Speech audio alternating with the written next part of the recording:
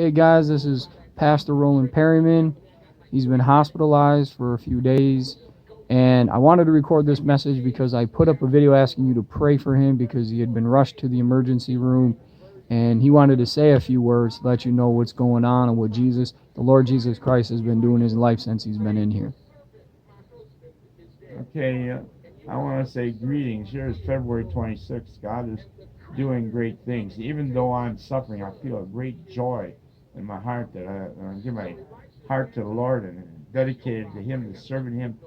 And it's all to His glory, and everything is happening in our lives. Sometimes we don't see what's happening, but God's going to use it to His glory to show there is a God. He's alive.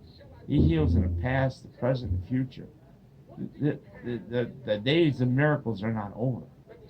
And that whatever's happened to me, it isn't good, but then it can be turned to good. All things turn to good. So we trust in, Romans 8:28, that God's going to do things to give a testimony that there is a God that heals. There's a God, and if you don't believe in Jesus Christ as your Savior, then you're in a mess.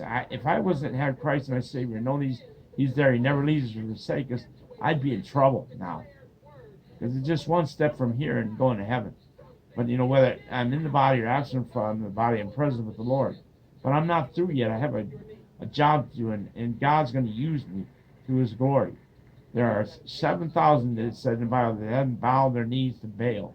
And I'm not the only one. But God's going to use me to His glory. He kept me alive for 74 years. In April, I'll be 75. 46 years of marriage. God has blessed me tremendously. Now, I pray I'd be a blessing to you and everyone around. That if you need healing, God is the healer. God is the healer of your Amen. soul. He will help you. And I'm so grateful for all the people that prayed for me and are praying for me. And God said, I heard that God rejoices when the people pray together. And He hears the kind of prayer where they're praying and they're crying and they're really going out in strength and mercy. Because this is true, because God doesn't promise us tomorrow. We don't know what's going on in our life. If you ever give your heart to the Lord, it's coming now. Now is the day of salvation. We don't have much time. And as preaching the gospel, we don't have any time. There's people that we love, and we don't want to see anybody. When we go for God, I pray that we have a great reward, that we take our talents and that be increased so we can lay them at the feet of Jesus. Give it back to them as they throw their crowns before the Lord. That I will not bury my talents in the ground in a napkin and say He's a hard God. Why didn't I turn over to the bankers? Well, if I turn it to the bank of heaven, everything I have, my money, my heart, my whole possession, it says, seek first the kingdom of God and all you have, and all these things shall be added unto you. And I heard too that there's such and such will be added to you. Someone said to David when he had Bathsheba, that what did he do? He says, didn't I give you everything? Give you wives, I gave you this. But if you wanted more, I'd give you such and such. So you just think, if you obey God, what is that such and such we seek after? God will give us, if we're getting our eyes on Him, on Jesus Christ, and focus on the Lord. If we keep our eyes on Him, He's got great things for us.